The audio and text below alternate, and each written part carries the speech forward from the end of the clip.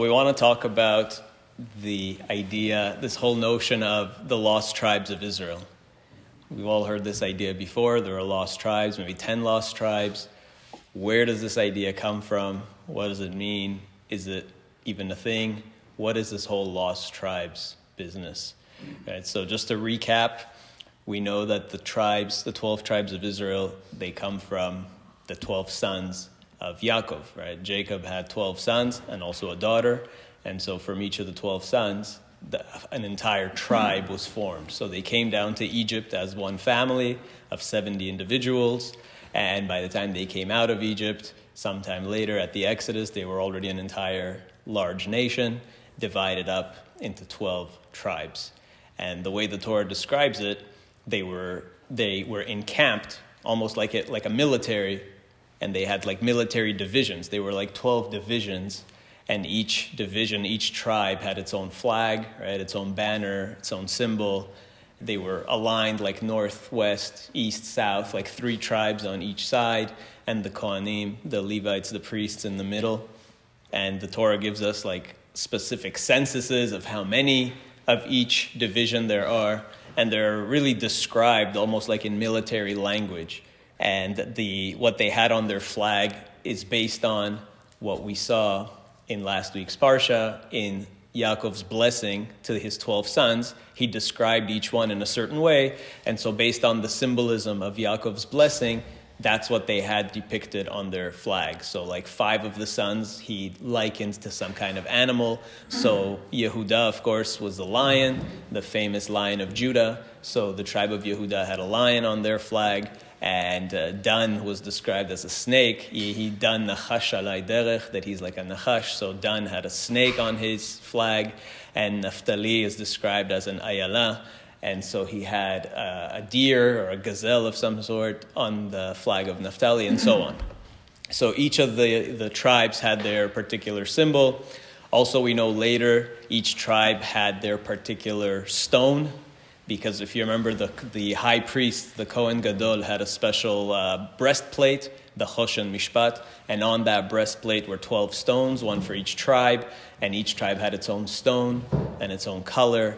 So the Midrash actually explains and tells us exactly what each tribe's color and stone and flag was and symbol.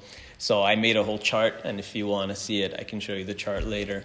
I've written about it before, what each tribe's stone, color, symbol, flag looked like. And more than that, the tribes, they're not just like a cultural or ethnic division. They played a really significant role, even spiritually, like metaphysically. The tribes were seen as something that like mirrors the heavens. The 12 sons, the 12 tribes correspond to the 12 months of the year. They correspond to the 12 zodiac signs. So like the traditional Jewish astrological, we didn't have a zodiac, we had the 12 tribes. So each of the tribes corresponds to a particular zodiac sign. So the Midrash says that like Yehuda corresponds to Aries, which is the month of Nisan, and then Issachar would correspond to the month of Iyar, which is Taurus, and then Zvulun to Sivan, which is Gemini, and so on.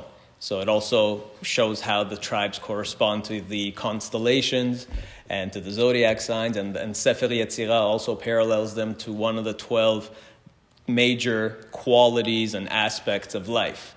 So each of the tribes corresponds to one particular feature. So like Reuven is about sight, because Reuven like implies vision, seeing. That's what the name means. And Shimon implies hearing, right, to listen. So Shimon corresponds to hearing, Yehuda corresponds to speech, and Issachar corresponds to thought. And each of them have a particular trait, quality, part of life that they correspond to. The 12 tribes has a really great significant meaning. They also correspond to the 12 permutations of God's name. So if you take Hashem's name, Yud Hey Vav Hey, there's 12 ways to permutate the God's name. Like you can have Yud Hey Vav Hey, but you can also have Yud Hey Hey Vav, and you can have Vav Hey Hey Yud, right? So you can rearrange the 4 letters of God's name 12 different ways. And so that's like spiritually, that's where it comes from. That's where all these things emerge from, having 12 months and 12 zodiac signs and the 12 tribes and 12 sons. So there's all this whole deep relationship spiritually. But that's for another time. We talked about this already a few years ago when we did the astrology and astronomy and Judaism thing. So if you haven't heard it, I can send you the recording. So we did a whole in-depth session about it and went through each month and each zodiac sign and each tribe and what they mean. So that was a recap. So now how did we get to... Okay, so we have 12 tribes. They came out of Egypt. They come to Israel.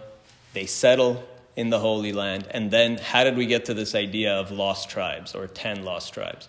So firstly, when they got to Israel, we know that before they even entered, 2.5, or really 2 of the tribes wanted to stay outside of the official borders of the Holy Land. And who was that? Reuven and Gad, right? Reuven, the tribe of Reuben and Gad, said, we like it here on the other side of the Jordan, on the east bank of the Jordan. We like it here, like we want to settle here. And so Moshe said, fine, you can stay here with certain conditions. And he also added half the tribe of Menashe to Reuben and Gad. So the tribe of Reuven, Gad, and half of Menashe stayed east of the Jordan. And then the rest of the nation crossed the Jordan to the west side and then conquered the whole land, settled the whole land. And so the other half of Menashe was on the west side. So you had a west Menashe and an east Menashe. And then you had all the other tribes that got their portion. And if you remember, they cast lots. And they kind of left it up to God to decide who gets what land. And they just apportioned different parcels of land by casting lots, like seemingly randomly, but it's not random. It's actually by giving it up to lots, it's like God would determine for them who gets what land. And then they divided everything up. And the Leviim, the Levites being priests, were not given any actual land, not any contiguous territory. They were just given 48 different towns dispersed across the Holy Land. So they lived in these towns, 48 towns, but they didn't have any actual region. Towns of refuge, I think. Yeah, 6 of them were towns of cities of refuge. So as well, 3 on the east side, 3 on the west side of the Jordan. So there were 6 cities of refuge, where we know in certain situations, like a person who inadvertently killed another by accident would flee to a city of refuge for a certain period of time. So, and the Levites also ran those cities. And Yosef, of course, counts as 2. Yosef was blessed with, he basically became like the firstborn. So Reuven was supposed to be the firstborn, but he lost that for a variety of reasons. And instead, Yaakov gave that firstborn status to Joseph. And so, like any firstborn, he's supposed to get a double portion. So he got a double portion, one for Ephraim and one for Menashe. And really, Menashe was split into 2 on the east side and on the west side. It's interesting to point out that an interesting correspondence that there were basically 13 different chunks of land in ancient Israel, because you had the 12 tribes and Menashe had a west and an east. And I always found that really interesting because in the United States, there were originally 13 colonies and 13 states that formed the United States of America, and 2 of them were also Carolina, right? You had a North and a South Carolina. And I found it interesting that, in ancient Israel, you had the same kind of setup with an east and west Menashe and the rest. And there's more to that than meets the eye because, the pilgrims that first came to America, they were very religious and they saw themselves like new Israelites, and they felt like crossing the Atlantic Ocean was like crossing the Red Sea, and that America was the promised land, and they saw the natives sometimes as Canaanites. And they felt like running away from the tyrants in Europe, all those European kings, was like running away from Pharaoh. So they saw it in very religious terms. And like Thanksgiving even, like we sell, the Thanksgiving's supposed to commemorate like the first hard winters and whatever, the first hard settlement for the pilgrims in America. And Thanksgiving is based on Sukkot because they came, in the fall, and they were supposed to be celebrating the Feast of Tabernacles. They wanted to celebrate Sukkot, and the natives helped them, and gave them stuff. And so really, Thanksgiving is supposed to be a celebration of the Feast of Tabernacles, which is Sukkot. So the pilgrims were thankful, and then they slaughtered all the natives and took over all the land. But at first they were thankful. And you notice also a lot of the early American foundational stuff was a lot of it was based on Hebrew. Even a lot of the first universities have Hebrew in their official coat of arms and slogans, like Yale. It says Urim v'Tumim on it, which goes back to the founding of Yale. So they saw themselves as these new Israelites, rebuilding a new promised land. So it's an interesting connection to point out. And that's also why when you drive across like New England, if you ever go to the northeastern United States, you see so many towns that are named after biblical places. You see like a Bethlehem and a Jerusalem and a Salem and like a Jericho, and like every other town is named after something biblical. That's that. So there is a connection there between America and ancient Israel. Maybe we'll come back to that a bit later.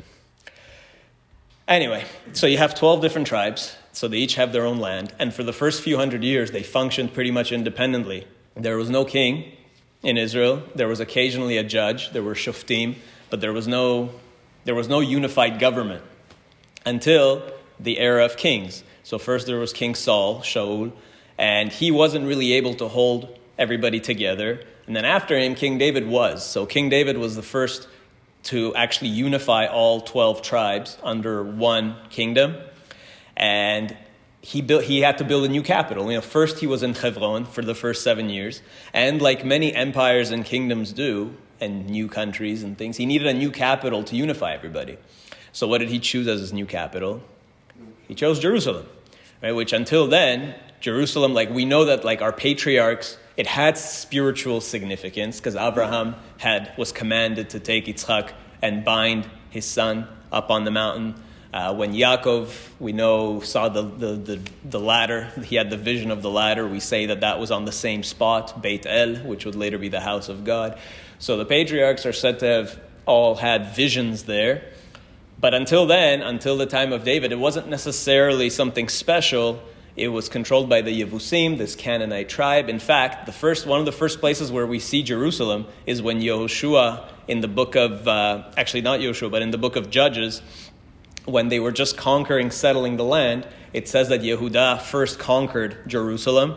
And listen to what it says. It's something amazing that, like, sometimes when you go through the Tanakh and you read this, it shocks you when you read this verse, because it says, Ve'ilchamu b'nei Yehudah be'Yerushalayim, that the Bnei Yehudah, the Judahites conquered Jerusalem. Ve'yakua lefi charev, and they slaughtered it, conquered it by sword. They put it to the sword. Ve'et ha'ir shilchu ba'esh, and they burned it down. So when the tribe of Judah first conquered Jerusalem, they actually burned down Jerusalem, right, originally. So there wasn't much going on here. And so now King David actually comes and says, this is a good place, this is a good site for a new capital, for our new unified kingdom. And why is it a good place for a new capital to unify the whole nation together? Because it's on a hill? So it's on a hill, at least part of it is, which is useful. It's up high, everybody can see it. If you're going to build a temple and you want everybody to gather there. So it's a nice landmark. It also was known as, and we see when King David himself conquered it, there was a Metzudat Zion. There was a fortress there. Metzudat Zion literally is translated as a very excellent fortress. So it was known as something unconquerable. So it was strategically in a really important place, up on a hill, strong fortress. And on top of that, geographically, it happened to be right on the border between Yehudah and Binyamin. We know that half the city is in Yehudah, in the territory of Yehudah, and half is in Binyamin. Half? Maybe not fully half. Only the Kodesh HaKodashim, kind of. Well, yeah, but you know what I mean? All around Jerusalem. Today's Jerusalem is technically half in what would have been Benjamin, and half of the surrounding areas, half Benjamin, half Yehudah.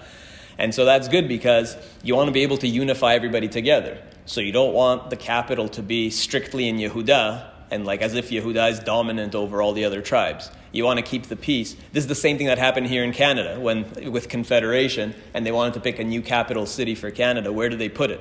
They didn't pick Toronto, which would have made more sense, but they picked Ottawa, which is right on the border between Ontario and Quebec, because you want to please both Upper Canada, Lower Canada, the French, the English, so you put a central location. Same thing happened in the United States, when the founding fathers said we need a capital, where are they going to put it? It wouldn't be fair to give it to any one state. So what did they do? They found a barren chunk of land that didn't really belong to anybody, or it was donated by a couple of the other states. And so they created the District of Columbia, right? So it'll be its own distinct chunk of land that doesn't belong to any one state. It'll be kind of in a centrally located place. that's close to all the states in the middle, but that doesn't belong to anybody. So the same thing here, that King David thought, I need a new capital in a place that's central and that kind of belongs to not just one set of tribes, but the other. And it's good, it's between Yehuda and Binyamin, because Yehuda represents the children of Leah, and Binyamin comes from Rachel, from Rachel. So you have kind of both houses represented by putting it right in the middle. So that was King David. He picked Jerusalem, a central location. He unified the whole kingdom. And that was successful, but King Solomon couldn't hold it together. He held it together, but we know he married so many wives, and they started bringing idolatry into the palaces, and King Solomon really couldn't rein them in. He couldn't get rid of the idolatry, and there was so much idolatry that the Tanakh almost describes it as if Solomon himself was guilty of idolatry, because he wasn't able to stop it. So we read that it says, Vayomer Hashem lishlomo, God told King Solomon, Ya'an asher hayta zot imach, velo shamarta briti. God says, because you didn't keep my covenant, vechukotai asher tziviti, you didn't follow my laws. So what is he going to do? I'm going to cut the kingdom from you. Untatia le'avdecha, and I'm going to give it to your servant. So God is telling King Solomon that I'm going to take your kingdom away from you. But ach be'amecha lo asena, I won't do it in your own days, lema'an David avicha, because of the merit of your father David, miyad bincha ekren, I will take it from your son. So I will leave one tribe, livnecha, for your son, lema'an David avdi, for the sake of Jerusalem, uleman Yerushalayim asher bacharti, and for the sake of Jerusalem, which is now henceforth from that point that King David made it the capital and brought the Ark of the Covenant there, God said, from now on, my presence rests in Jerusalem forever. So for the sake of Jerusalem and for the sake of David and the Davidic dynasty, I'm going to leave you with just one tribe. You will keep your rule over your own tribe of Yehuda. You will keep Jerusalem, but I'm taking away all the other tribes from you, and the kingdom will be split. So that's what God told King Solomon. And he said, I'll do it in the days of your son. Not in your days, but in the days of your son. And who was the servant that God gave the kingdom to? What was his name? Anybody remember? Yerovam. Right? Jeroboam. Ve'aish Yerovam gibor chayil. So he served Solomon. Ve'yar Shlomo et ha'na'ar ki oseh melacha yafked oto lechol tzevel bet Yosef, to be in charge of all of the house of Yosef, all his servants from the house of Yosef, he was in charge. And a time came, Yerovam yotzeh miYerushalayim, and he came out of Jerusalem, ve'imtza oto Achiyah HaShiloni HaNavi. So one of the prophets is called Achiyah HaShiloni. You've heard of Achiyah before? What's special about Achiyah HaShiloni? We see in the Tanakh that he lives a very long time. His name appears in a few places, separated by many decades.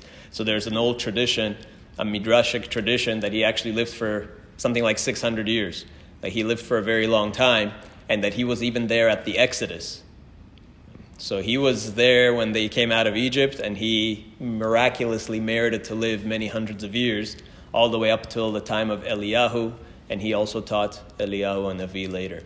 So Achiyah Shiloni meets Yerovam, and he says, so he put a new garment over Yerovam, and he cut it into 12 pieces. Veyomer leYerovam kach lecha asara kraim. So he had this new garment, he cut it into 12 pieces, and he said, take 10 pieces for yourself. Ki ko amar Hashem, because God said, Hineni koreh et hamamlecha miyad Shlomo, I'm going to cut the kingdom from King Solomon, untaticha lecha et asara hashvatim, and I will give you the 10 tribes. So this is the first place where we see this idea of 10 tribes.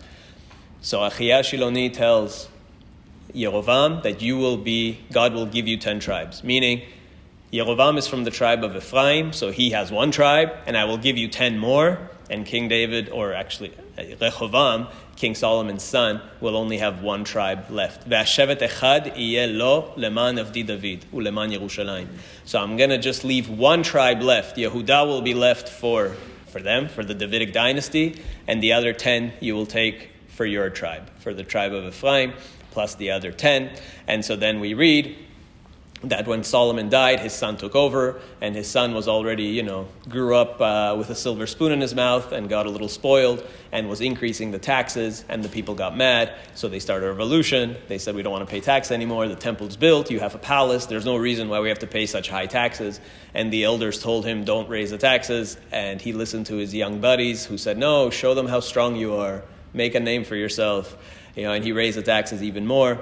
And, of course, nobody likes taxes. So even back then, that was the cause of revolution. Again, just like in the United States, right? No taxation without representation. Boston Tea Party, throw everything overboard. We don't want to be taxed if we don't get to any benefits from it. So same thing. Ve'ifsha'u Israel beveit David. So they rebelled. And it says, Ad hayom hazeh. This is in the book of Kings I'm reading. Ve'i kishmoa kol Yisrael kishav Yerovam ve'ishlechu ve'ikrohu oto al ha'edah ve'yamlichu oto al kol Yisrael. So all the other Israelite tribes made Yerovam the new king of Israel. Lo aya acharei bet David zulati shevet Yehuda levado. So only the tribe of Yehuda stayed with the Davidic dynasty, with Rehoboam. So Rehoboam lost all the other tribes to the north. And so that's when the kingdom split. The northern kingdom was called the kingdom of Israel. It's also often in Tanakh referred to as the kingdom of Ephraim, because Yerovam was from the tribe of Ephraim, and they were the most populous tribe, and the capital city was in Samaria, which is in Shomron, which is in the land of Ephraim. And then in the southern kingdom was Yehuda, which is where the Davidic dynasty continued to sit. We do read that that the tribe of Yehuda had some supporters from Binyamin, and he mustered up a lot of warriors from them, maybe mercenaries. But it makes sense because Yerushalayim, again, was on the border between Binyamin and Yehuda, so many from Binyamin stayed with Yehuda. But the rest went north. They had their own kingdom. Yerovam, once the pilgrimage festivals came around, he said, okay, what's going to happen now? My people are all going to journey to Jerusalem. They're going to make the pilgrimage to Jerusalem. And then they're going to want to reunite again. And then what is going to happen when I go to Jerusalem? I'm the king. I have to pilgrimage to Jerusalem. So does that mean I'm going to have to come and bow before Rehoboam? We're both kings now. So what? It's going to be really awkward when I come to Jerusalem. He said, you know what? I'm going to make a new set of temples. So he built 2 new temples in Dan and in Beit El, and blocked. He says he put roadblocks to Jerusalem so that none of the northern tribes could go to Jerusalem anymore. And he made these 2 shrines, which became idolatrous very quickly, and he put up golden calves there. So that same golden calf story, for some reason they like golden cows all the time. So ultimately pretty much all of the north became very idolatrous, and we know in the time of Eliyahu, it says that there were only 7,000 righteous Israelites left. That's it. And the rest of the north, all those other tribes had fallen to idolatry, and God decreed that they would be destroyed. And then you had a succession of Assyrian emperors and kings, Tiglat-Pileser, Shalmaneser, Sancheriv, that steadily took over the entire northern kingdom and exiled all the tribes. At least that's what we think. So that seems to be what happened, that they exiled all the tribes away somewhere, and the northern kingdom was destroyed. And we read in the book of Kings, Ve'itanaf Hashem me'od be'Yisrael, God was really angry at the kingdom of Israel, and Vayasirem me'al panav, and he, banished them from his face, and Lo nishar rak shevet Yehuda levado, so that only the tribe of Judah, of Yehuda, was left, and he destroyed everybody else. Now, before that happened, we read that one of the kings of Yehuda, King Asa, he called for the people from the north to take refuge in Yehuda. And he actually brought them.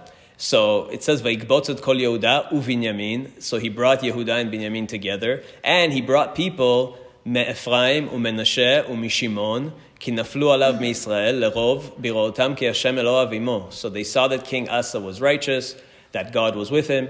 And many people from Ephraim and Menashe and Shimon and Binyamin actually went south and lived in Yehuda. And Hezekiah later did the same. If you remember, the Assyrians, once they destroyed the north, they went to take Yehuda as well. And Sancheriv sent this huge army to conquer Jerusalem, and God made a big miracle for Hezekiah, Chizkiyahu HaMelech, and their whole army, fled and lost.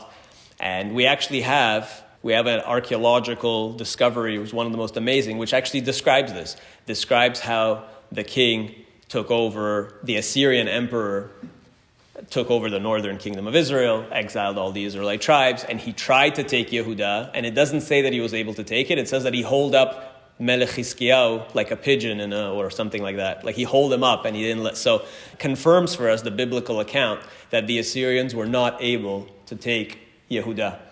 And Hezekiah was able to hold out. And Hezekiah was seen as this like messianic figure. And we mentioned before, there is an idea in the Talmud that all the prophecies about Mashiach in Tanakh are just talking about Hiskiyahu HaMelech.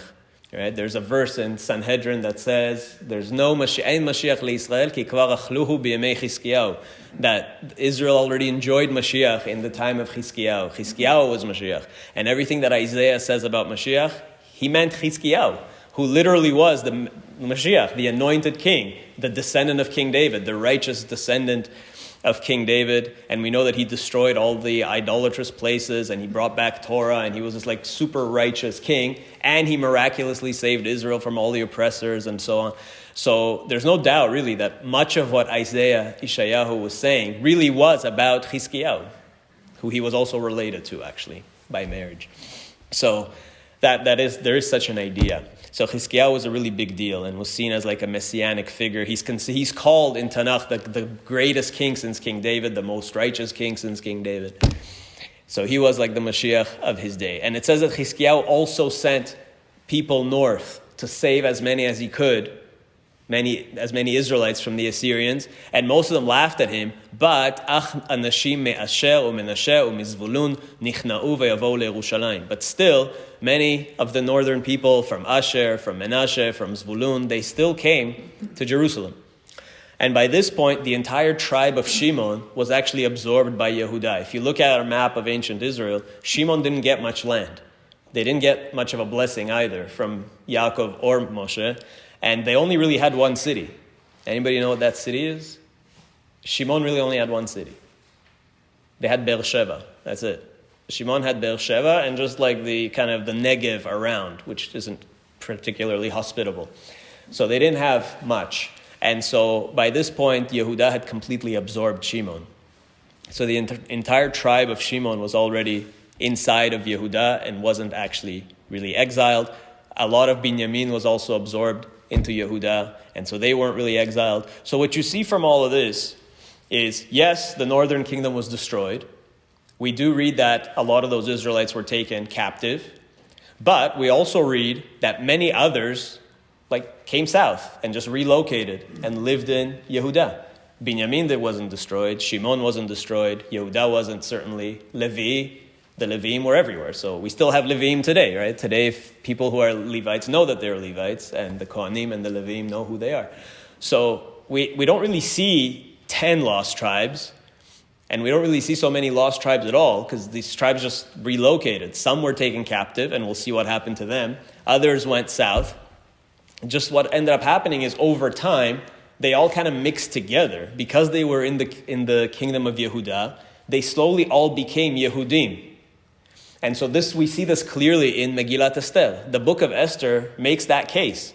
Because how does it start? What does it tell us about Mordechai? Exactly. It says, Ish Yehudi aya b'Shushana bira. There was a Yehudi man in Susa, in the capital, in Shushana bira. Ushmo Mordechai, he was Mordechai. Ben Yair ben Shimi ben Kish, Ish Yamini. So he was a Judahite and a Benjaminite. Well, which one is it? Was he from Binyamin or from Yehuda? Well, by this point it's both, because they were all assimilated into the kingdom of Yehuda, because that was the only kingdom left.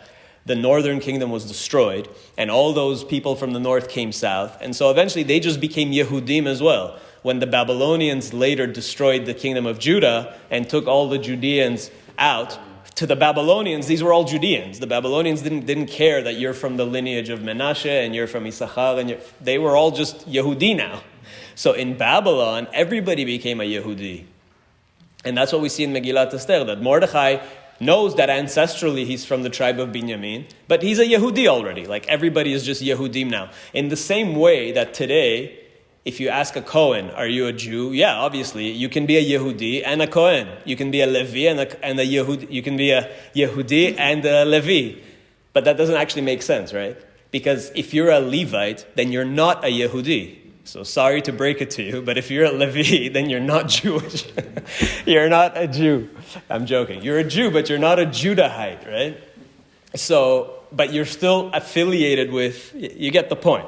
You're a Levi, but you're also Yehudi. Even though technically you're not a Yehudi. You're just a Levi from your paternal lineage. So that's what happened. This all happened in the melting pot that was Babylon, that everybody just became a Yehudi. So that's, and really in Bavel, that's when Judaism was born. Right? This is, until then, being your identity, you were part of Israel. Your identity was very much tied to your tribe, and your Jewish observance or your Torah observance was tied to the land. It was very much agricultural. It was about the temple, tithes. More than half of the laws have to do with the temple and agriculture. So if you're now in Babylon, you don't have your land, you're not doing the agriculture, there's no temple, so now what? So the sages in Babylon had to adapt and transform what was once more of an ethnicity into a religion. So, okay, we don't have a temple, but we'll have prayers. So they substituted prayers for sacrifices, right? We can't pilgrimage to Jerusalem. So instead of having a pilgrimage festival, okay, we'll make certain rituals that we can do here. And we can still celebrate those. We don't have to make Sukkot when we pilgrimage to Jerusalem. We'll just make Sukkot in our backyard, and it'll be kind of the same thing. Right? So it's in Babylon that Judaism was formed, and where now we have this religion, and now people can become Jewish, which is something really unique, because we read at the end of Megillat Esther something amazing that we kind of gloss over, but it says, "Ubechol medina umedina, ubechol ir va'ir, makom asher dvar hamelech vedato magia," in every city and in every province of the Persian Empire, there was simcha v'sason leYehudim. The Jews were super happy. Mishteh v'yom tov, and they had a celebration. Ve'rabim mehamei haaretz mityahadim, and many of the nations were becoming Jews. Mityahadim. So not only are all the tribes now Yehudim, but even various nations are becoming mityahadim. So now it's possible to be a Jew having zero connection to Judea at all. Now you can be in Babylon and you can still be a Jew. So Megillat Esther, really, we miss this. We read it, at least twice a year, and we miss it. Like, what is the point of Purim? What is the point? I once wrote an article, and it was titled Purim, the First Jewish Holiday. Because Purim, even though chronologically it comes much later, but in some ways it's the first Jewish holiday, because Purim is when Judaism really becomes a religion, that now people can join, a person can convert. Right, that's where the prayers were formed and the main, like the root practices and so on. So Purim is really about the birth of Judaism as we know it. Right? Yeah.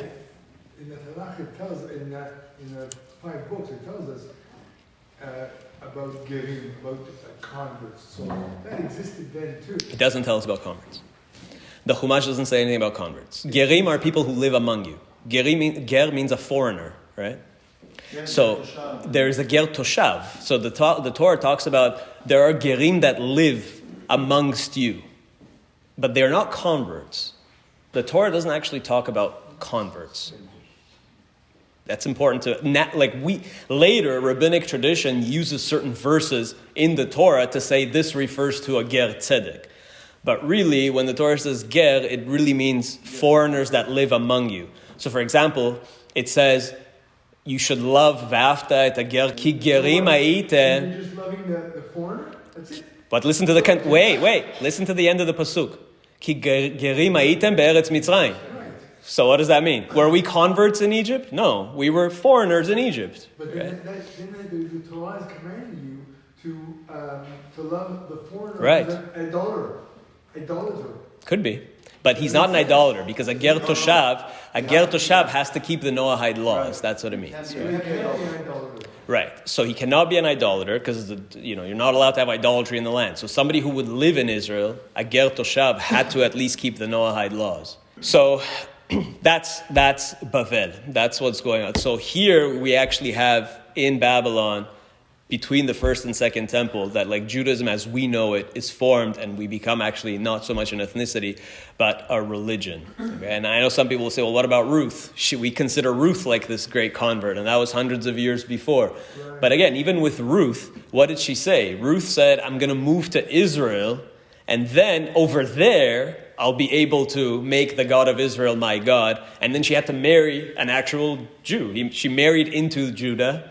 And then she could take on the God of Israel and being in the land of Israel, right? When she was still in Moab, she didn't say, I'm going to be a Jew in Moab. She says, no, I'm going to go back to Israel, and there I can be a Jew in Israel. She's not her mother-in-law. I will Exactly. be with, Exactly. She converted basically when she spoke to her. She said, this is what she said. The mother-in-law said, I'm going to go back to Israel. So she said, I'm going to come with you. And then, like, over there, I can be part of your people, right? And so that was Exactly. the first conversion. So she converted. You have to remember that she was already... Listen. You have to remember, Ruth was already married to a Jew, right? Okay. So why isn't it that she didn't already convert when she was married to the first Jew? Right. Because she was living in Moab. And it was not possible to be a Jew in Moab. So she said, okay, now I will go back to Judah where I can be a Jew. You see what I mean? When her first husband died. Why couldn't You see what I mean? Jews in Moab? That's what I'm trying to tell you, that it wasn't possible back then. There was no such concept. The concept of being a Jew outside of Judea only came about in Babylon. You see what I mean? That was a new chidush. Before that, if you're not in Judea, then you can't be a Judean. Like, you see what I mean? Even Avram himself, right? God first said, go to the land. Then he made a covenant with him. Why didn't God make a covenant with him when he was still in Ur-Kasdim or in Haran? No, first go to there. Then when he went there, then he made a covenant with him, right?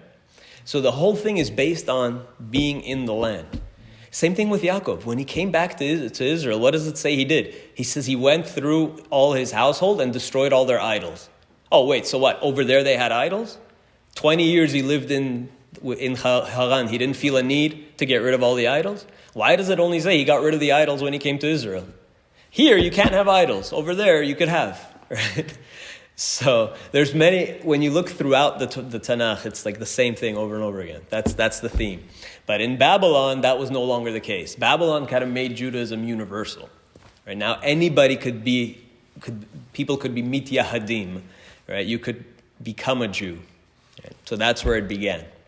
So Purim, in some ways, is the first Jewish holiday. So now you have all these people, especially once they return to Israel and the second temple is being built. Now their identity is they're all Yehudim. Doesn't matter which tribe you came from. Maybe you didn't even come from a tribe. You could have been a Babylonian or an Assyrian.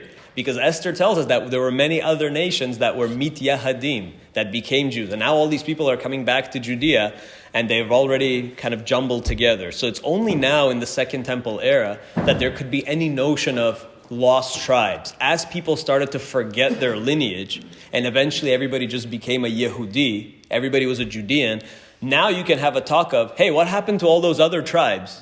You know, I mean, that was you back then. You just forgot your lineage. You don't remember where we came from because it's been hundreds of years, and we all just like assimilated into each other.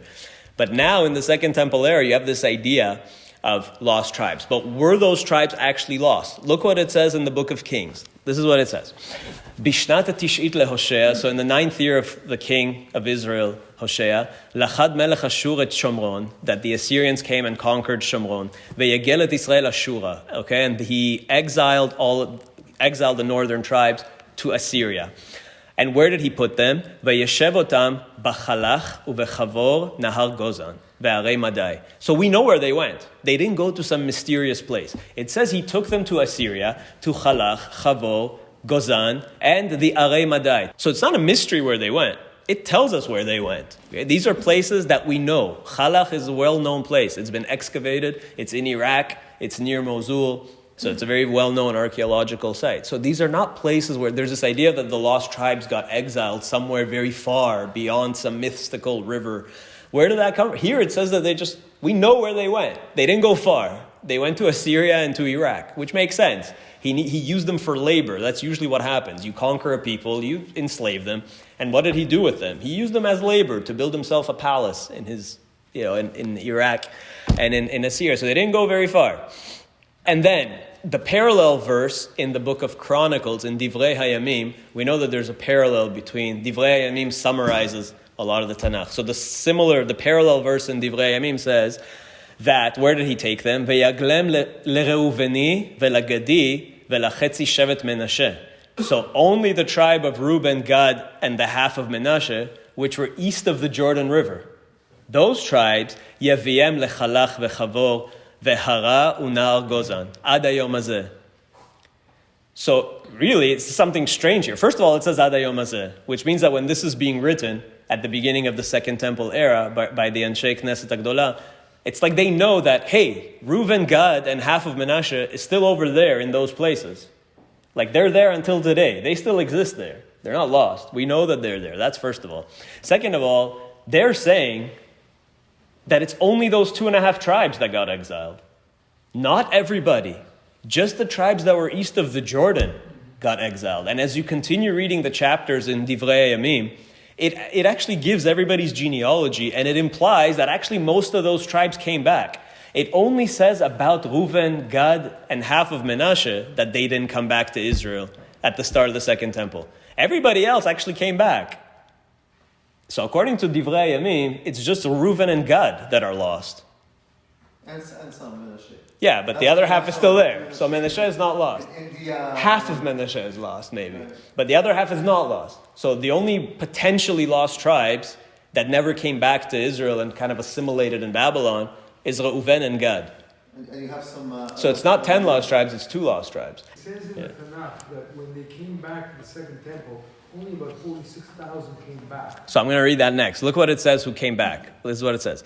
V'chol Yisrael ityachshu v'hinam ktuvim al sefer malchei Yisrael v'Yehuda haglu levavel b'ma'alam. They were all of Israel was taken to Babylon, not just Yehuda.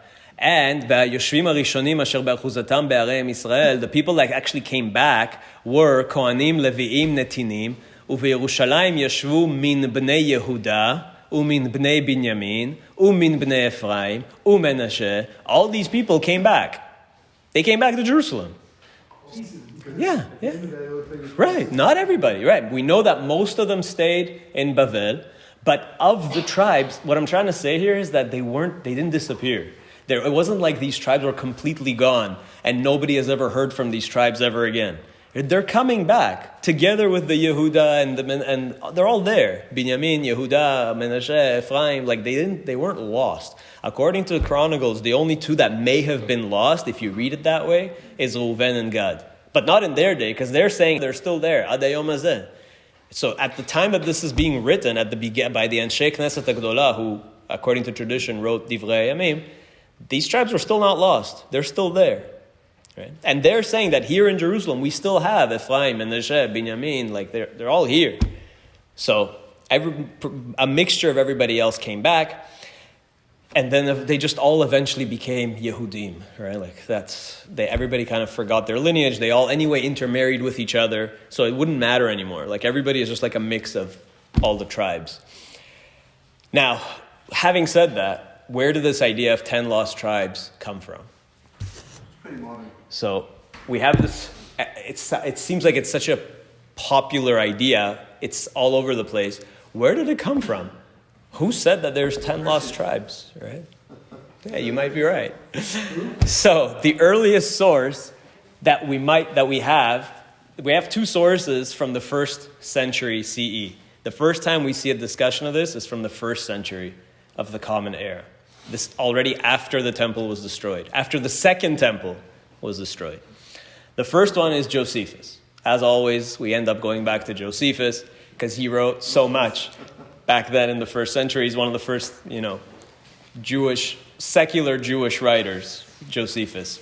So, and remember, he's writing after the temple was destroyed. He was kind of a sellout. He kind of betrayed the Jewish people and then joined the Roman side and ended up taking on even the name Flavius Josephus. He took on the name of the Roman dynasty and lived out the rest of his life in Rome and wrote a history of the Jews and tried to explain to the Romans who the Jews are. So he wrote all this stuff, mostly in Greek, to explain to the Romans who the Jews are. And he wrote a whole history of the Jewish people.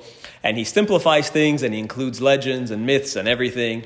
And so over there he says that trying to explain why there's only Judeans today, where did everybody else go? So he says that there were 10 tribes that kind of were removed. He says, removed out of Judea, and they kind of never came back. He says, but, we think that they're somewhere past the Euphrates River, and he says there's many of them too. Like there's probably a multitude of them somewhere east of the Euphrates River. So he's suggesting this idea, again, trying to explain to the world, like, what happened to all those other tribes? You're telling me your scriptures say that there were 12 tribes. Well, how come you're all Judeans now? Like, what happened? The only other source from the first century that speaks about this, and this is where it gets really interesting, is a book called the second book of Ezra. What is the second book of Ezra? We know the book of Ezra is in the Tanakh. But then there's this book that claims to be the second book of Ezra, the sequel to Ezra. It's also called the Apocalypse of Ezra. Now, the fact that it's not in our Tanakh means that it's Apocrypha, right? It's one of the Sifrei Chitzonim. And we already had a big series about that a few months ago. We had a 4-part series on Sifrei Chitzonim. That's one that I wanted to talk about and we never got to. I scrapped the last lesson because I got tired of talking about it. But it was in the last one. So the second book of Ezra is one of the apocryphal books.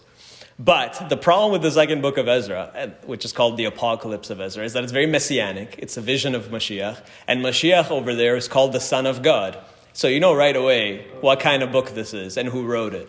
Right? So this is, basically everybody agrees that this is written by some early Jewish Christian, messianic, and probably no earlier, according to scholars, than 80 CE, so after the temple was destroyed, which makes sense in the context of what the book says. And it has a vision of the end of days, and Mashiach will come, and it doesn't say that Mashiach is any person, but by calling Mashiach the Son of God, it's pretty clear that it's a Christian text, or an early Christian text, which is why this book is included in many Christian Bibles. They call it Esdras, or the Apocalypse of Ezra. Christians have it in some Christians, not all, have it in their Bible, and we don't. So it's clearly associated with Christianity. And over there, it says that there are 10 tribes which were carried away prisoners out of their land in the time of King Hoshea, and they were led away captive, and he carried them over the waters, and they came into another land. And it goes on to say that after they crossed the Euphrates, they journeyed for another whole year and a half until they came to some unknown place called Arsareth, whatever that means. Again, this was never written in Hebrew. This is This was originally written in Greek by a Greek-speaking Judeo-Christian person, and who has a vision of when Mashiach would come or come back for him probably. And he's saying that, Mashiach will bring back those 10 lost tribes that are in some, mythical, unknown place far, far. So this is not an authentic Jewish text. This is a Christian text. And the author doesn't really know Tanakh very well because he's arguing that there's 10 lost tribes that went somewhere far away, which if he would have known Tanakh, he would know that it's not true. There's no notion of lost tribes in the Tanakh itself. Okay, so that's important to remember that. And it's probably the case that the author of this book was using Josephus maybe as a source, because he's Greek. Josephus wrote in Greek. Some of them use Josephus as a source for their information. Now the question is, why would you write this though? Like, why? This is my theory or my hypothesis. Why would he even write this in? And I think you can make a good case for it like this: that when Christianity came around and all of these disciples and Paul were trying to spread this new messianic religion, it didn't really catch with the Jews. Jews were not converting to this new thing. Jews weren't buying it. And so Paul ends up leaving Israel, going all over, Europe and whatever, and there he finds success. And when you read the book of Acts, you see Paul's frustration. These Jews, they just won't accept it, right? Like the Gentiles accept Jesus, but the Jews don't, because the Jews know better. So he's always frustrated.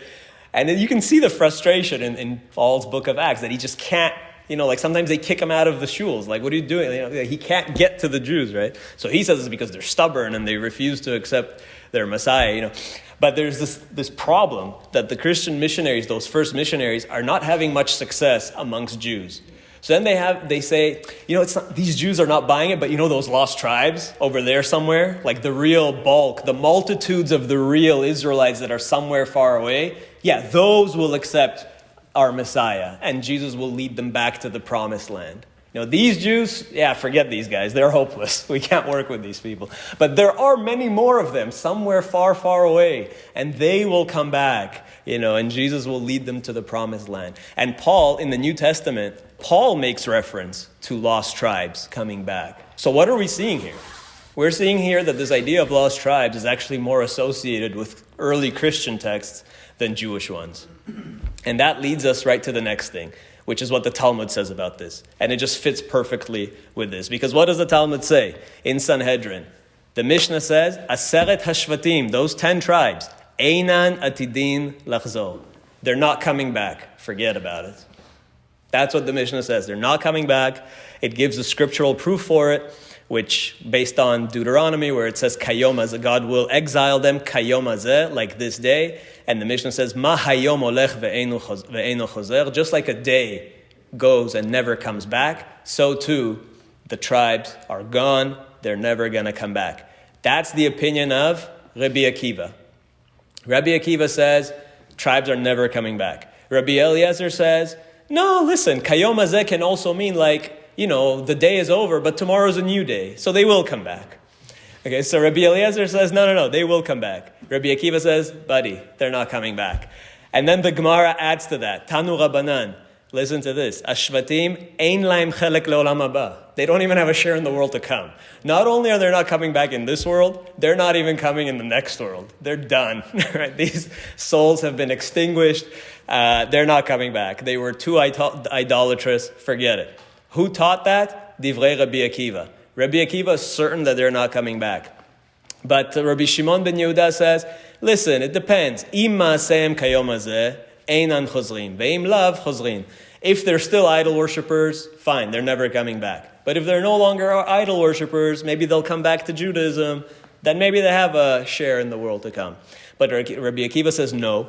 And the Gemara says something really amazing. It says that Rabbi Akiva was usually very soft-spoken, very humble. But here the Gemara says, Shvaka Rabbi Akiva lechasiduteh, that he got rid of his chasidness, his niceness, and he says, no, you guys are all wrong. Forget about it. Right? Like Rabbi Akiva was fighting this tooth and nail. He is saying, no way. Like he was not giving up. So the soft-spoken Rabbi Akiva is not, he's saying, no. They're not coming back. They have no share in the world to come. Forget about it. Why would Rabbi Akiva be so adamant about this? And if you heard our first series about the Apocrypha, you know why. What did we say then about Rabbi Akiva? Who remembers? What do we know about Rabbi Akiva? We'd said back then that Rabbi Akiva lived right at this time, at the same time as Josephus and whoever wrote the book of Ezra. So he died in the year 135. So he was living at the same time here. And for Rabbi Akiva, it was really important to preserve Judaism. And he did everything he can to separate Judaism from Christianity. Not just himself, to separate Judaism from Christianity, to make it clear that these Messianic Jews are a different religion now. And we are preserving our faith. And he goes on, you see consistently throughout the stories about Rabbi Akiva, throughout Talmud, that he's always putting his foot down and saying, making divisions between Judaism and Christianity. He was the one that said that anybody who reads Apocrypha, Sifrei Chitzonim, has no share in the world to come. You're forbidden from reading Sifrei Chitzonim. You cannot read Apocrypha. Why? Because he wants to root out anything that's even a little bit Christian. Don't touch it. So 10 tribes, it's not a Jewish idea. Forget it. Right? It's in the Apocalypse of Ezra, it's in Paul, it's in the Apocrypha, it's in the New Testament. It's not ours. Forget it. He's always making those divisions. Rabbi Eliezer here is saying, no, they'll come back. If you remember Rabbi Eliezer, there's a famous story that he was accused of being a Christian. He was arrested for being a Christian once. Rabbi Eliezer. He's the teacher of Rabbi Akiva. And nobody could console him until Rabbi Akiva came and explained why it happened. He says, you know why it happened? Maybe once you heard a Christian sermon and you liked it. And Rabbi Eliezer said, yeah, I remember now. I remember I heard a Dvar Torah from a Christian guy, and it's because of him I got arrested for this. God punished me for listening to that. It was Rabbi Akiva who suggested it. Rabbi Akiva came and said, I know why you got arrested. It's got to be those Christians again, right? So Rabbi Akiva's whole reason is so clear. And Rabbi Akiva is really the one who shaped Judaism. He laid down the 6 orders of the Mishnah. He set the foundations of the whole kind of like rabbinic tradition, right? His students were the ones that the Talmud says in Yevamot, his students were the ones that saved Judaism from extinction. Rabbi Meir, Rabbi Yehuda, Rabbi Shimon Bar Yochai, who also gave us the Zohar. Those were his students. So it all makes sense, right? Like this is, it seems like the 10 lost tribes idea is actually more of a Christian idea, this kind of like messianic idea, and Rabbi Akiva wanted nothing to do with it. And according to him, they're never coming back. Okay, but still, those minority opinions persisted, especially because they do have this like messianic feel to them. And today as well, you see this coming back because we live in an age where everybody is expecting Mashiach. So it's like it's made a comeback in recent decades as well, that people want to see like these lost tribes return. Right? It's tied to this idea that, in a perfect world, they'll be back. And the first person anybody ever hear of David Reubeni and Shlomo Molcho? So in the 1500s, there was a guy named David Reubeni. He came dressed like this exotic Eastern figure from India or whatever. And he actually got an audience with various European kings, even with the Pope. And he was able to convince them that he is one of the kings, or that his brother is the king of the lost tribes who are living far away. And there's hundreds of thousands of them. And they have a massive army. And they're ready to go and liberate Jerusalem and like bring about the Messianic age. He actually convinced them.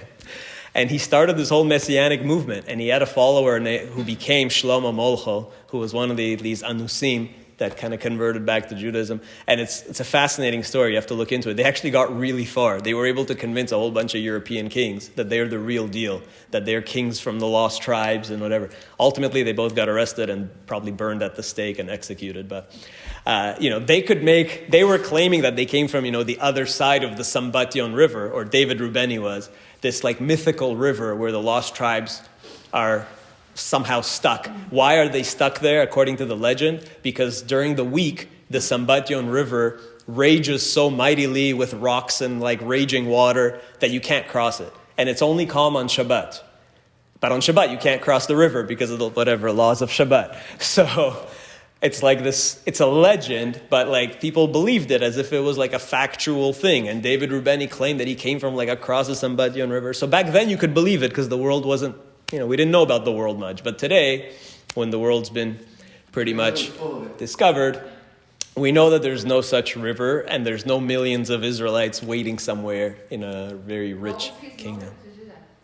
I don't know. Respect, honor, things. Social media likes? I don't know. No shortage of those. So, what happened to, what do we do with all these claims of lost, like you mentioned, like the Ethiopians, like even Bukharians, like a lot of Bukharians claim that we're descendants of various lost tribes, Afghans, maybe Persians, Bnei Menashe in India.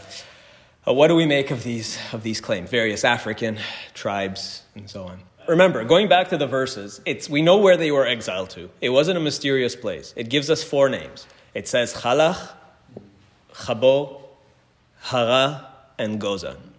So from that, various local peoples saw connections to their name. So like Afghan Jews, because Balkh is a major city in Afghanistan, where a lot of Jews once lived. So they said, well, Halach sounds like Balkh, so maybe that's what it really was. And Hara sounds like Bukhara, so the Bukharians are like, that's what it means when it says they went to Hara, it means they went to Bukhara. But like, that's a stretch. They didn't go there.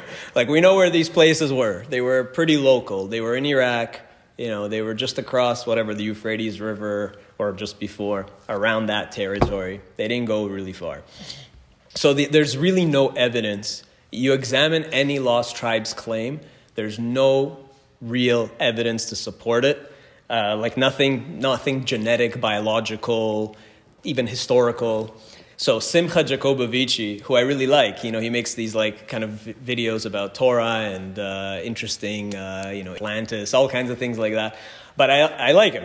And he has one old documentary about the lost tribes. And he talks about the Bukharians there. So I'm Bukharian, so I know what he's saying. And like the claim, like one of the arguments that he makes are very weak. And one of them is, well, Bukharians have like these last names, like, Ephraimov and Shimonov and Zvulunov. So like as if that carries the tradition that they're from the lost tribes. I'm listening to this, I'm like, so what? They also have a lot of Yehudaevs and Levievs and Binyaminov. Like they have every last name. And these last names just came from like the past 100 years. Like there were no last names before like 150 years ago. And if you look at a Bukharian family tree, you see where the name comes from. It just comes from the fact that his grandpa's name was Shimon and Zvulun and Issachar and Yehuda and Ephraim. So there's no actual claim. And in that video, he actually interviews one of the big Bukharian rabbis in Israel who's now passed away, who's actually my wife's great uncle, is a Rabbi Nisanov. He interviews him in that documentary, and the rabbi kind of tells him, like, he doesn't buy it. Like, we're all just Yehudim, right? But it's funny because after the segment ends, he just goes on and saying, oh, but the Bukharians are for sure lost tribes. Like the chief, like the head rabbi of the Bukharians is telling you that he doesn't buy it and that we're all just Yehudim. It's like, oh, but clearly they're like, So, anyway, I like his stuff. And it's still worth watching. It's good. I think he brings up some good ideas and it's entertaining.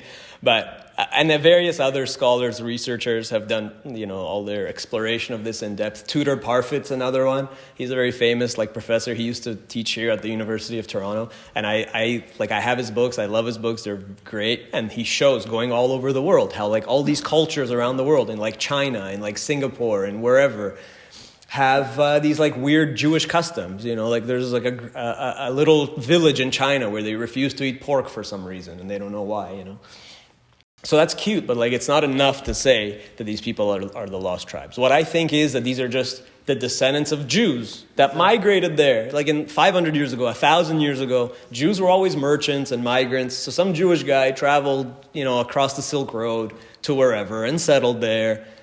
And, hundreds of years later, they don't know who they are anymore. They still carried on certain family traditions, right? But it doesn't mean that they are lost tribes. They're probably just descendants of Jews from the past, 2,000 years, right? That's what I think. Now, having said that, there's all these people, today there's this big movement of the descendants of conversos, of Anusim, of the Sephardic Jews that were forcibly converted to Catholicism. And then they ended up spreading by the Spanish and Portuguese Empire to South America, Central America. So there's at least something estimated over 100 million, Catholic Latin Americans and Spanish, Portuguese that are descendants of the conversos. And many of them actually want to come back to Judaism, right? So what do you do with these people? Are they lost tribes? They're not lost tribes. They're just the descendants of Jews, and we should welcome them. We should do whatever we can, to bring them back into the fold. That's a great thing. We should all reach out and make it as easy as possible for them to convert and maybe expedite the process. And there are the Bnei Menashe in India also get a lot of attention today. Actually, just today, very tragically, if you saw in the news that 7 of them were killed. There was, where they live in India, in the northeast, in Manipur, there's a conflict there between locals killing each other. And the Bnei Menashe are getting caught in the crossfires, and some rocket went off course and smashed into the synagogue and killed 7 of them. And it's really sad and it's really tragic. And again, they should be expedited immediately. They should all be brought to Israel. A lot of the Ethiopians were brought to Israel, Operation Moses, Operation Solomon, the IDF got involved. Send big military airplanes and bring them to Israel. We want all these people, and they want to be in Israel. Yeah. That would be nice. Right, yes. So the Bnei Menashe, all these peoples, we want to bring them back. Just like we brought back the Ethiopians, which was great. So you want to bring them back. There is an old tradition that the Ethiopians are from the tribe of Dan. It's mentioned by certain rabbinic sources. Where, again, are they from the tribe of Dan? Genetic studies don't show any actual proof of that. There isn't really any evidence they're from the tribe of Dan. And this is what I really love about this. The irony is that across Europe, many European nations claim to be descendants of the tribe of Dan, including the Scandinavians. Denmark, some people say it's Danemark, the name of the country, the land of the Danes. Who are the Danes? So there's this idea among them that they are from the tribe of Dan, that Denmark is Danmark. It's from They come from the tribe of Dan. Sweden, right? Britannia. London. Like all these places have Dan in it. So there's this whole idea. It's called Nordic Israelism. There was a movement like in the 1800s, 1900s of Scandinavians saying, no, we are the descendants of the lost tribes, particularly from the tribe of Dan. There was an Irish movement because one of the Irish Celtic mythical founders, his name is Tuatha De Danann. So they say, you see, he came from the tribe of Dan, and they came to Ireland, by boat. And the British have this. There's a whole movement of British Israelism, that the British come from the lost tribes. The British monarchy, to this day, believes itself to be the continuation of the Davidic dynasty. Like they claim, maybe not biological descent, but spiritually they think they are the king, like the godly appointed, Davidic king. If you look at the coat of arms of the United Kingdom, what do you see on the coat of arms of the United Kingdom? You see a lion and you see a unicorn. So they say it represents England and Scotland. But where it actually originally comes from, the lion is the Lion of Judah. The animal on the flag of Judah was a lion, like we said. And the unicorn, who was represented by the unicorn? Yosef. Because Moshe in his blessing calls Yosef a re'em. A re'em is some kind of horned animal. It's a mysterious animal. We don't know what it is. And according to many sources, the re'em is the unicorn. And that Yosef had on his flag a unicorn. Jacob, when he blessed Joseph, called him a bull or a show. And Moshe called him a re'em. So according to the Midrash, that the flag of Ephraim had a bull and the flag of Menashe had a unicorn. And Yosef itself, the flag of Yosef, was a unicorn. So the unicorn and the lion were actually the symbols of the ancient kingdom of Ephraim or Israel and Judah. So on their coat of arms even, they have a lion and a unicorn, interestingly enough. So there's this British Israelism that they think that they're the descendants of the tribes. And like all these people, even the Greeks, there was one idea. The Greeks have one of their mythical founders. One of them is called Danaus. There was this, at least at one point, this belief that Danaus, who came from Egypt, that Danaus was from the tribe of Dan. And so you find, so the people who hold this theory say that's why across Europe, you see places with the word Dan in it. The Danube River, the Dnieper, the Dniester, all these countries that have Dan everywhere. The truth is that Dan just means river in the Proto-Indo-European, whatever languages. So any place that's by a river will have Dan in it, or some combination of DN root. But anyway, it's just interesting that everybody thinks that they're a lost tribe. So even people who are not Jewish, nothing to do with Judaism, think that they're lost tribes. Okay, so what do we do with all of this? All these people who want to be lost tribes, who are not really lost tribes. I think the message is, if you want to be part of the Jewish people, it's very easy to be. Because since the book of Esther, at least, we have mitya hadim. You can convert. Like if you want to, if you believe in the God of Israel, the creator God, the one God of the universe who gave the Torah, you believe in the Torah, you want to fulfill God's law, you want to take upon yourself this mission to be a light unto the nations, to spread morality, monotheism, righteousness, to be a good person, to do all the tikkunim, to rectify the universe spiritually, then just become Jewish. Like you don't have to look for some lost tribes connection. You can just convert to Judaism. That's it. And we should actually make it simpler to convert to Judaism, and so that we can have all these, there's this like awakening.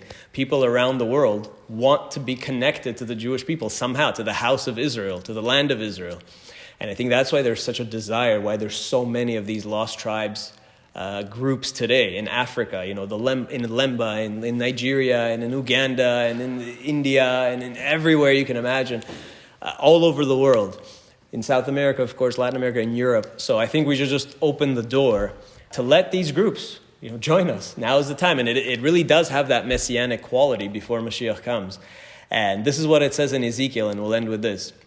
Yechezkel says, right before he talks about Gog and Magog, in chapter 37, right before he introduces the final apocalyptic war, Ezekiel brings a prophecy from God that's saying, enough with the divisions. Let's just be like one people. Right? That's what he says. Ko amar Adonai Elohim, hine ani lokeach et etz Yosef asher beyad Ephraim. I'm going to take the tree of Joseph that's in the hand of Ephraim, v'shiftei Israel chavero, and all the other tribes of Israel, v'natati otam alav et etz Yehuda, and I'll combine it with the tree of Yehuda, ve'asitim la'etz echad, and let's make them one tree. Let's graft them together. Let's graft all the different trees onto one tree. Ve'ayu echad beyadi. And God says, let them be one in my hand. And it continues to say, Ine ani lokeach et bnei Israel. God is saying, I will take the children of Israel from across miben hagoim, from around the world, asher alchu shama, vekibatzti otam misaviv, and I will gather them from all over the world, as we've seen in our days, in recent decades. Ve'eveti otam el admatam, and I'll bring them back to their land. Ve'asiti otam legoy echad, and I will finally make them one people. Goy echad ba'aretz be'arei Israel, in our land, in the land of Israel. Umelech echad yeh lechulam, and there will be one king for everybody. Ve'lo ihiyu od lishnei goyim, ve'lo yechatzu od lishtei mamlachot, and they will no longer divide themselves up into two nations and into two kingdoms and all these things. And then he continues a little later on and says, "Ve'yashuvu al haaretz asher natati le'avdi leYaakov," and they will live, securely in the land that I gave to Jacob. Asher yashvu ba'avotechem ve'yashvu aleh hema uvnehem uvnei vnehem ad olam. We will return to our land of our forefathers forever. Ve'David avdi nasi lahem leolam, and the Davidic dynasty will return, and we will have, the Davidic kings back forever. V'charati lahem brit shalom, and God says, I will make a covenant of peace, brit olam, an eternal covenant.